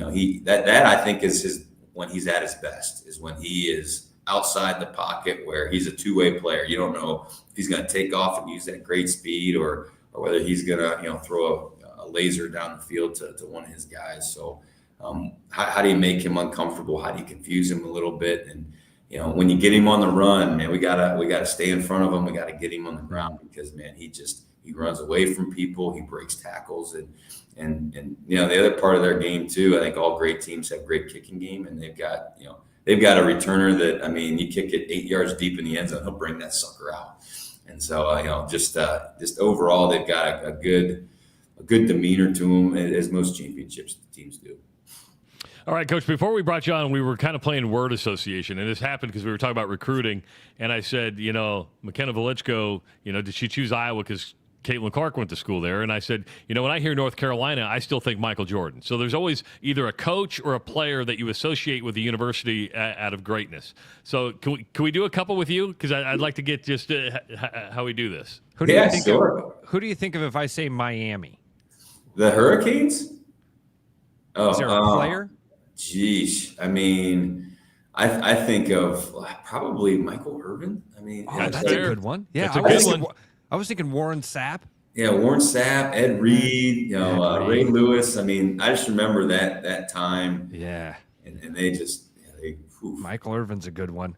What if I say Ohio State? Ooh. Well, personally, it was Orlando Pace, just because I remember him in basketball in high school. But Jim Tressel, I was such a big fan of him when I first started coaching, in Ohio. I was coaching D3 ball, and you said evil empire. We had some great games against Mount Union. They were the evil empire in Division III. I remember you telling us about Orlando Pace and basketball. Yeah. Freak. Orlando Pace, Eddie George, like that era. Wisconsin. Wisconsin. Probably Ron Dane. That's the one that pops into my head right away. Yeah, that's an easy one. But no, Travis is several decades older than us. Travis, who pops into your head when I say Wisconsin? Barry Alvarez pops in because he changed the whole he thing. Did. Yeah. I mean, I was working in Wisconsin when Barry first took over Wisconsin. So you're part of that. As part of that, I covered him on their first Rose Bowl and stuff like that. So it could be a coach. I mean, how you throw Alabama, I'm always going to say Bear Bryant, right? I mean, because he still lives in his legacy. I'll do one more for both of you. Georgia. Oh. Probably Herschel Walker. That's a really good one. Yeah. So, all right, Coach. Awesome. Enjoy the high school football today, and then are you flying or are you taking a bus to Grand Forks? Is it Grand Forks? No, Fargo. Sorry. Yeah, we'll jump on a plane. So we'll practice here in the morning on Friday, and then we'll probably fly out around 2:30 or something like that. So pretty easy trip, and again, just, oh man, what a fun place to play. What a great opportunity. What a great attitude. I mean, you want to be in a great. I think the players, no matter where they're at, just want to play in a great atmosphere, and you're going to have a great atmosphere. There's no doubt about that. Yeah. All right, we'll talk to you next week. Last game of the season next week, right? Oh yeah, that's it. Doesn't mean we have to quit talking, but I understand you're going to have you have life to live also, and recruiting to do, and all the other stuff. Oh yeah, we'll be running all over the place for sure. But yeah, it's been a blast. All right, thanks, Coach. We'll talk to you next week. Right. Coach Todd Stepsis joining us on the Rush Radio Show. As we head to break, because Bruno's coming up next, I want to tell you that you can rock her world. That's right, guys. You can rock her world. You're probably going, what the hell is Travis talking about? Well, if you are in the doghouse, should we say, Fiskus Jewelers is stepping up for Rush Radio listeners, okay?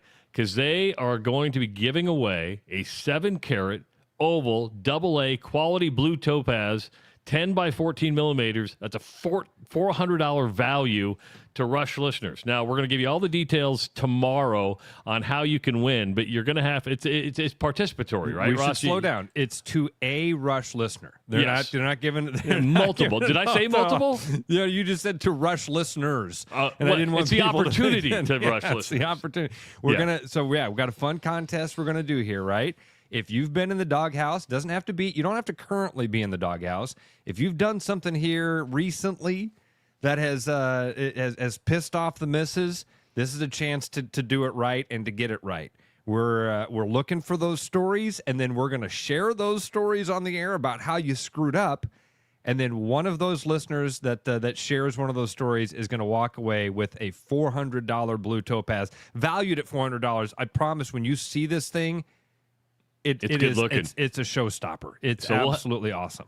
We'll have more details on how to enter tomorrow. But don't forget about Fiskus Jewelers' Gem Trunk Show coming up on Saturday, November 22nd from 9 in the morning till 3 in the afternoon. Pick your favorite gemstone, design a custom holiday piece.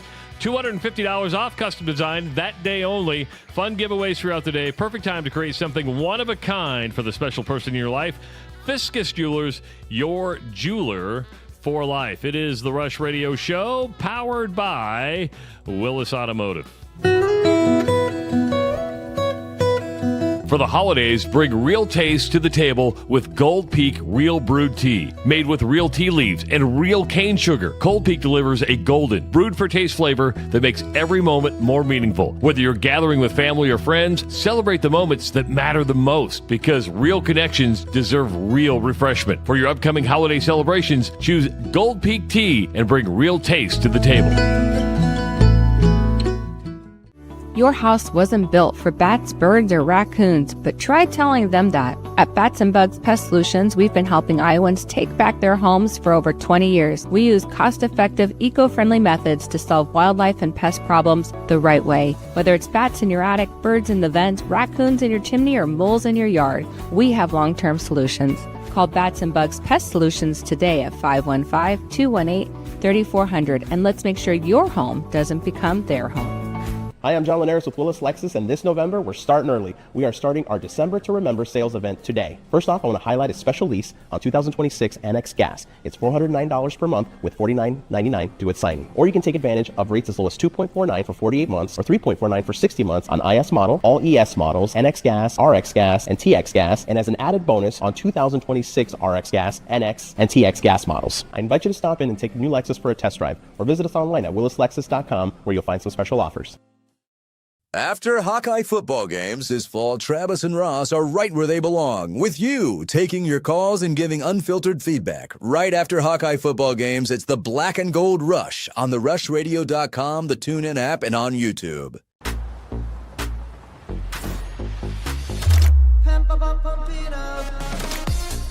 A fuel choice that even rivals can agree on? Now that's worth the hype. Pump it up with unleaded 88. Hey, it's Noel from Fiscus Jewelers. This holiday season, give the gift of sparkle that lasts a lifetime. From our latest designs to timeless favorites, there's something for everyone on your list. Already have a Fiscus diamond? Bring it in and trade up with our 100% trade up program. It's the perfect way to shine a little brighter this year. And if you're dreaming up something custom, get your design started by December 1st for Christmas delivery. Let's make this season magical together. Fiscus Jewelers, your jeweler for life.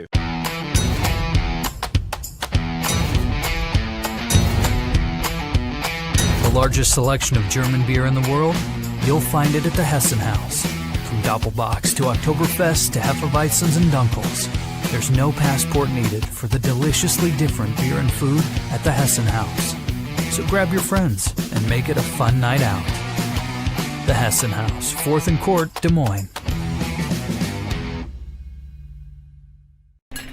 You know, Brian, at Central City, we really do have the best selection around. I know, high quality stuff you can't find anywhere else. Whistle Pig Plantation Rum. Yeah, and over 150 of the best scotches on earth. And a ton of bitters, mixers, and more. You know what we are? High class. Definitely high class, yeah. Make way for the natty. Okay, maybe medium class. Central City Liquors, home of the 10% cash coupon. And the Wooden Nickel program. Hi, I'm Sean, Service Manager here at Mini of Des Moines. The holiday season is just around the corner, and now's a great time for you to make sure your Mini is ready for any holiday plans you have. Visit us now to take advantage of our $100 mail-in rebate on the purchase of 4 select tires. Visit us online or give us a call to schedule your appointment. Back like a rash you thought was gone. Travis and Ross aren't contagious, but they are addictive. It's the Rush Radio Show, powered by Willis Automotive.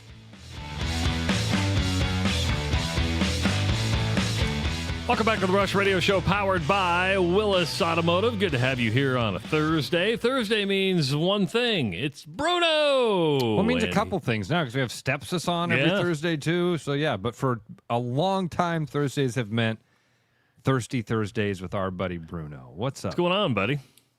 Come on, I'm a big deal. You are a big deal. You big deal. You know, I feel cheated, guys. I feel really cheated. Because I went out last night to see the Northern Lights, okay? And I went out to Ross, you've been there. You've been on a walk with us, right? Out in Fort Calhoun, went out to Pat's house, no Northern Lights. So we decided to call it early. We're driving home. There were at least 30 cars lined up in a cornfield just waiting for the Northern Lights, and they never came last night. The space forecast must have shifted, and we weren't able to see them. I feel cheated. Forecast. The space forecast. Did you see him the other night, Bruno? I couldn't see anything here. I had a call from Chris Anderson. Remember Chris? He's Odell Brewing. He lives in our neighborhood, and he's like, I didn't know who else to call. It was like 8:30 at night. I'm like, oh my god, why is he calling me? My daughter's babysit his kids, so I didn't know, but. He's like, you got to go outside the Northern Lights. And he sent me a picture from his house, and he's, 5 blocks west or east of me and a little south by a couple blocks. And he had it's just a big ball of red. And then I went out, I could kind of see him from my front porch, but there's so many lights on my street and trees. So I just went to the internet and saw people posted. That's what I did too. It's like went to the internet. Same it's thing. It's like I could go make this dinner, but I could just go out to eat. You know, I can make a pizza at home, or I go to Fong's, try out their new drive-through. You know, that's kind of the same thing. It's like I think it was Eric Hansen. I think that's who it was. You know, the guy from News. KCCI. He has some really good pictures. I'm like, hey man, that's great. I'll just go with that. So I when I did that Facebook, I never go on Facebook. First time been on Facebook in a while. And Ross, you had your pictures for your dad for Veterans Day. Oh yeah. And I know it's belated, but I wanted to shout out. I called my dad on Monday because the 10th was the 250th birthday of the Marine Corps. 250 years of the Marine Corps. Started in Ton Tavern in what now is the site of where the Eagles play football, but they built a new one really close nearby to the stadium in Philadelphia.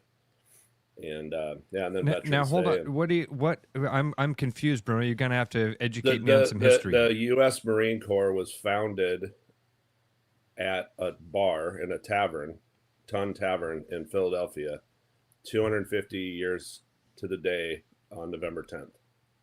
That's very cool. How I'm kind of confused by this. I don't know this story. Like how did it start in a tavern? Like a group of dudes were like, you know what we should do? Well, I We think should just be I don't, badasses. Now I don't know anything. My dad will tell you, talk your ear off about it. But I'm just going to throw a guess that it's probably some Navy guys that said, hey, we need to do our own thing where we do what, and come up with our own kind of core. Yeah. And it's an amazing story. My dad's an amazing man. Your dad's an amazing man. But the idea of the Marines is pretty cool. I mean, the on Mount Suribacha, the flag went up. That iconic picture from Iwo Jima. Those were Marines, and it's cool, and it's kind of neat. My dad is big into it. Anyone who has been in the military is big into what they did. Yep. Proud, and they should be. Should be. The few, the proud. He has, he has the stickers on his car. He has the hat. He has the shirts and all that stuff. But there's another thing that happened 50 years to the date on November 10th. Also, maybe you've seen some stuff on and around about that. The legend from the Chippewa legend. Yeah. The Edmund Fitzgerald went down 50 years ago. Great song, by the way. 1975, November 10th. And I think I may have mentioned it, but I got to see Gordon Lightfoot perform one of his last performances here in Des Moines. And he told the story. He said, his voice was wrecked. I mean, he was like way old. I think he was like 81, not way old. He was actually, I think I talked about this a couple of weeks ago. He was maybe he's 84. He's only 1 year older than Paul McCartney, who looked fabulous at the show. But he told the story and how it touched. He touched so many lives. He said there's so many people that just thanked him, all the families of the folks that died on that. It was really neat to hear him tell the stories and how meaningful it meant for the people that it happened to, but also for himself and what he had done with that song over the years. I love that. I love Gordon Lightfoot. He's awesome. Do you know? So, I love Wreck of the Edmund Fitzgerald is fantastic. By the way, it was a song, Travis, that they weren't originally going to even record or put on an album. Yeah, they were like had extra time in a studio one night, and he says to the band, "Hey, let's play the Shipwreck song." And they're like, "This is amazing." How about this? You know the song "Sundown" by Gordon. Sundown, you better. That's about a lady, a tumultuous relationship he had with his then mistress named Kathy Smith. This lady is an incredible character in Lives. Do you know her story, Travis? She was with John Belushi, right? She's the one that may have given the allegation is that she's the one that gave John Belushi the fatal dose of heroin. Talk about Sundown. I mean, talk about a lady that was in the right places at the wrong lady. Wrong places at the I don't know what time. to say about her, but that's an incredible life that you had a song written about you that's an iconic song, and you're all sorts of weird stuff. So, Speaking of Bob Vanderplaat says, "Who doesn't have a song about a mistress who gives you drugs?" Good point, Bob. Good point. Speaking of, there could be a song in this. I don't know. In the Phan, Phan Thong district of Chonburi, Thailand, there has been a repeat offender of a guy, a rash of women's underwear heists. He's been going. It's a fetish. He's been going through the apartment complex at the Phan Thong apartment complex. He's been stealing ladies' underwears, and the police are on it. They're really close to making the arrest. Just a little. They're really close. They're really close. Really close. I almost said something bad there. I almost said something gross. They're sniffing around. They almost got it. Oh, there you go. You just I see. I didn't say it though. I said I wasn't going to say it, so I Well, didn't say it. So it didn't actually get said. Yeah, right. Hey, I want to give a big. Oh, go ahead, Trav. Well, no. I was just going to say you mentioned the Fong's drive-through, so they reconfigured the pickup down there, right? Is it an actual drive-through? Is it a parking spot? What is it? Yesterday, we went into the parking lot there and took out 4 spots. Scraped the paint for the spots, and then put arrows in. And we have a pickup window, so it's real easy to come and walk up to the window, grab it. You don't need to go in. You just pop out of your car, grab it, and go. We have you can order online with Toast. It's really easy. I actually, my family was out of town. One of my daughters was here. We ordered food on Toast. It's so easy to use Toast. You don't have to pay that extra fees that you get with DoorDash, although we do have those for you too at Fong's. But yeah, you can drive through the parking lot. It's also easier to get through that parking lot. I think, Ross, you could attest to this. If you park in that second row, you got to back, and it's hard to get out. Well, now you can get in and out of that parking lot a lot easier. And of course, within hours of us parking, a white Jeep parked right in the spot. So if you're listening, of course, you got to look on the ground that says no parking. Call Croto. But that's going to be a little bit of that, getting people used to that's not a parking spot. But we really believe that, you talked about, Ross, you're picking up 10 pizzas at Truman's. When you're picking up that many, it's just a good thing. You pop in the window. You don't have to walk and wait in line just to tell somebody you're there to pick up a pizza. You can pick your pizza up right there at the window, especially during the summer. People will be able to grab a slice from that window and things like that too. So anyway. It ended up being 17 pizzas that I picked up from Truman's yesterday. There you go.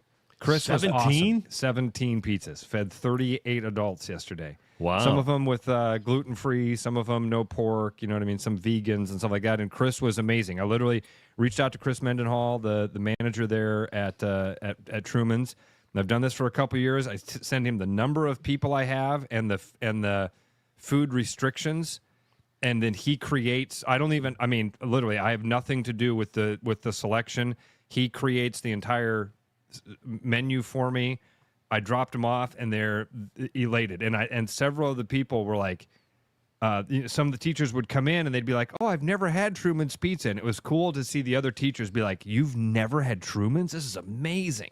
Yeah, it's really good, and they're actually, just so you know, and now to know what pizza you should do, that's based on what sales are and what people like, and of course the toppings, you got to get that right. But I don't know if you guys know this, there are pizza calculators. You can Google it. Pizza calculator. You pick like how old the people are. You pick how hungry everyone is. You pick how many. You tell the calculator how many people there are, how big the pizza, the size is in inches, and it'll shoot out, get this many pizzas. Interesting. And there's several. I mean, they're all over the place. I mean, it's just like getting a mortgage calculator. If you go at mortgage calculator, there's like 50 of them. And I don't know if any pizza calculators try to sell you pizza like the mortgage calculators do, but that would be probably good to maybe have your own that you advertise on. Speaking of the mortgage calculator, Gary Presnall was listening this morning. He said, "Hey, if you wanted me to come on and talk about the 50-year mortgage thing, I could do that. So maybe we could have Gary come on to give us some much better insight on what that means." And what it means is the same thing as my friend in Sweden. He's like, "I'll never really own my house. I'll be paying for my house my whole life." Well, you unless never you start buying. You never own your house anyway. Well, not not the land, But the thing is that I guess you could buy, it could be start a house account. Buy a house for your kid when they're born. And then you just start. Good way to look at it. Here, son, you'll have this paid off in 50 years. By the time you're 50, you'll have a house. And I'm long dead. You'll have it. See, that hits home. That hits home now that I had the granddaughter, right? And you're like, oh my God, you got your life ahead of you. We could buy you a house now, and it would be paid off when you're 50. Oh, yeah, but how much interest do you pay on that too, though? It's ton. Obscene. It's obscene. Like it's already a 30 years already, you almost double, right? It's crazy. Yeah. So what's a 50-50 with interest like that? It might be quadrupled.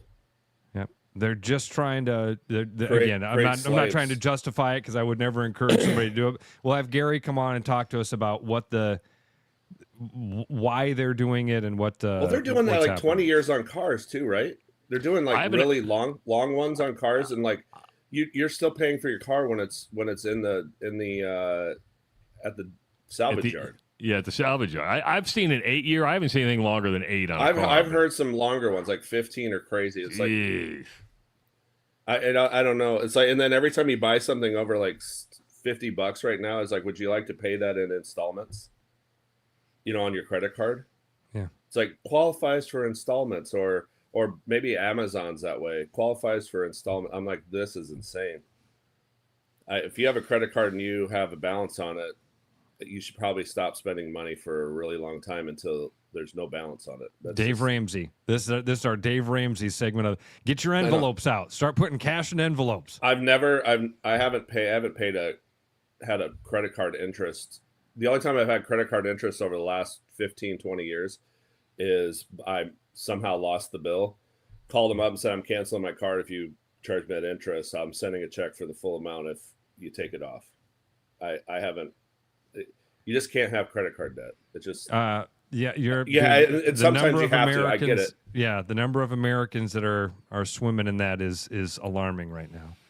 Bruno, do you know anything about the soccer stadium? Had some news that popped out yesterday. Apparently, they announced yesterday that there is a women's professional team. I don't know. Oh, okay. All right. A women's professional team coming? No, I'm not. I gave the. I don't know. Stop talking. What I've heard is it's going to be. They keep moving the goalposts. I guess the best way to put it. The finish line keeps pushing it farther out. I will say that everything I've heard about the Kansas City Stadium, if you've ever been to Kansas City recently and you drive down into downtown on the east side, you'll see this new stadium. That is the women's soccer team, and they crush it. They fill that stadium all the time. Bigger markets are filling these stadiums crazy. The Snapdragon Stadium in San Diego, they just had the MLS team, the brand new MLS team, the 30th one, I think. It started this year. They're in the playoffs this year, so I can imagine they're pretty full. I went to Minnesota's this year. I'm like, man, they're doing pretty bad. Place was full. They're in the playoffs. I don't know if they're still in the playoffs where the games are being played right now for the MLS Cup. The Lamar, I think it's the Lamar Hunt Trophy. So, or something like that. I think it's affiliated with the Chiefs somehow that way. Yeah, because I think he was big into MLS early on, which would make a lot of sense. Yeah, the latest women's professional soccer franchise was just awarded in California, I think it was, for like $135 million. So if you got in early on a women's soccer franchise, you could probably sell and make a lot of money right now because they're going for a lot of money. Hell, I think women's soccer is doing better than the MLS. I think so, but if you watch I watched the games. I watched Messi play the other night. He's insane. He's an amazing soccer player. I watched that, and that place was full, and they're playing Nashville, and it's pretty fun. It's not the same as English Premier, not the same level, but Drake just played last night. Their top seed.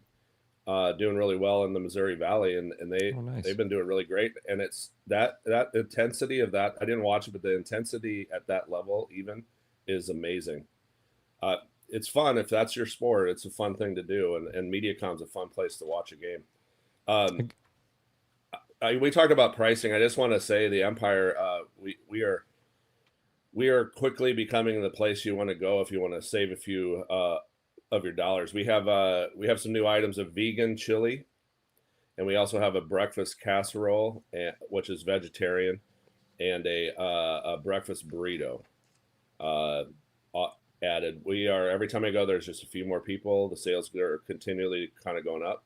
Speaking of a place like it reminds me of the library, downtown library is what I'd like to think of it as, because it's a neighborhood place and people use it as their living room.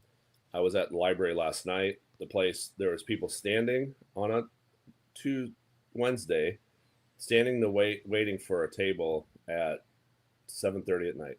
Yeah, my family loves going to the library for dinner. But man, I saw Bruno on Monday, Trav. Oh, you did you? I went down to El Bait Shop and High Life Lounge for the green bean casserole. Ooh, it's green bean casseroles, and I took some home. You know, I like did I was too. gonna get chicken. I was gonna get chicken when I was there. And I was like, I just got to get going. And they're like, well, the green bean casserole. I'm like, oh yeah, and that's what I had. Took that home and ate it. That's so good. It's addictive. If you're out and you want to get out to some of our places, we're starting to do the Christmas deal too right now with the Crampish Christmas pop up this year at the Hessen. That's going to be fun. The Iowa Tap Room starting to decorate next Wednesday. We've got the Fongsgiving pizza. Make sure you get that. It's piled high with mashed potatoes, stuffing, corn, turkey, cranberry, jalapeno drizzle, and a side of gravy for dipping. And then we've got the East Village Promenade, which is people out. All the retail spaces are open for business, and encouraging everyone to come down to shop for their Christmas gifts, and then stop by the tap room or Fongs to fill your needs for food. A side of gravy for dipping. That's some American shit right there. That is. That's the best way. That's some American shit right there. And specifically some Midwestern American shit. What's the biggest vat of ranch you've given away for dipping? I mean, have people said, just give me a bowl of ranch? No, but we do have 5.5 ounce cups of it, to go things. People are insane. I used to make a dressing, a ranch dressing, my first jobs, and luckily I never did vomit into it because I was so grossed out. That's why I don't eat dressing this day, I'm sure. So the big, huge trash cans that are on wheels, the round ones. Yeah. We had a bowl that eclipsed that. I had to set it on that it was bigger than that, wide. It was about another half again wide, and I don't know what it held. I poured gallons and gallons and gallons of stuff in it to mix it together, heavy whipped mayonnaise. That was what made me grossed out. And then other things, and I had to stir Parmesan cheese. I had to stir it as a house dressing, and then I had to take that and scoop it out and dump it back into the containers to store. And that was, that's the 80s. Trav, have you ever had a food like that? Did you ever work in any food prep place at all? Yeah, I worked at the Copper Kettle in Minden, Iowa, and so I was. What I liked to working about the Copper Kettle is I could create my own creations, right? I mean, I'm like, okay, I want to do this, this, and this. They don't sell it on the menu, but I've made it, and I think this is the greatest sandwich, whatever it is. I like creating something that's not on the menu for me. The 6-egg omelet with cheese hash browns in the middle that it could barely fold over. That's what I ate when I was 16 washing dishes. Exactly. At the cafe that I worked at first. Did you ever have something, Trav, that you got sick of?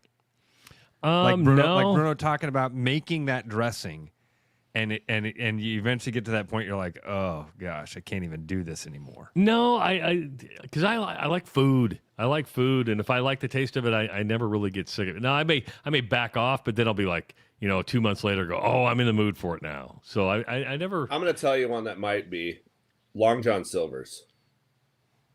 Every now and again, I'm like, I should. Now that it's been decades now, but every now and again I'm like, I gotta go to Long John. So those crispy things, I gotta go have some of that, and you feel so gross after you eat it. It's funny that you say Long John Silver's. Billy Bob Thornton was on a podcast the other day. He's kind of a health nut, right? He goes, if I live to 84, I'm done. He goes, I'm gonna go. He goes, if I reach age 84, I'm going to live the way. And they go, where would you go? He goes, Long John Silver's. I mean, it's the first thing he goes, I'm going to Long John Silver's. This is how I would probably become a vegetarian. My wife at age 16 or so became a vegetarian. She worked at Hy-Vee, and she had to take all the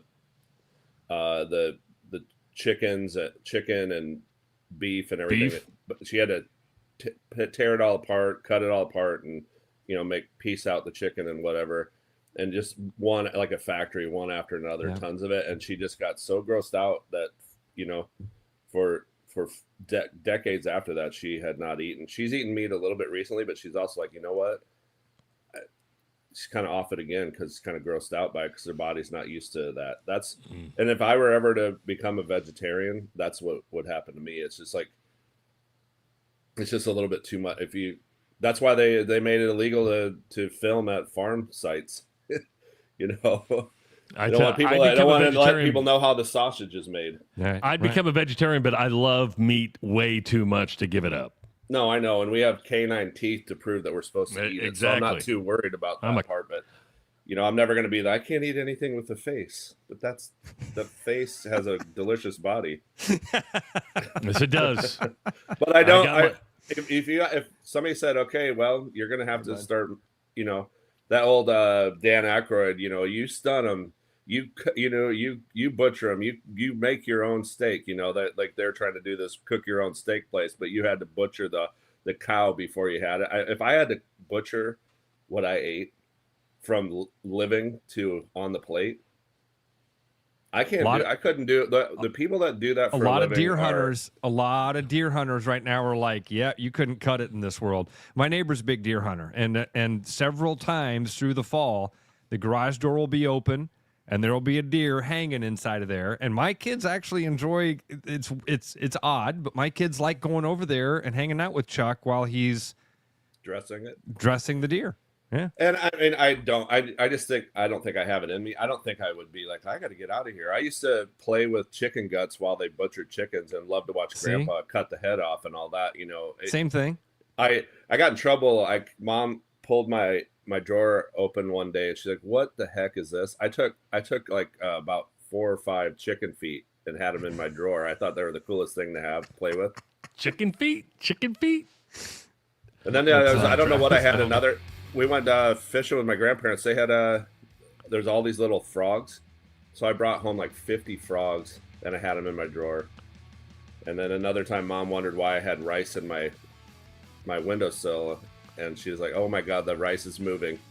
I don't know what I had in the windowsill, but that was lice. It wasn't rice; maggots. it was lice. Piles of maggots. She's like, God.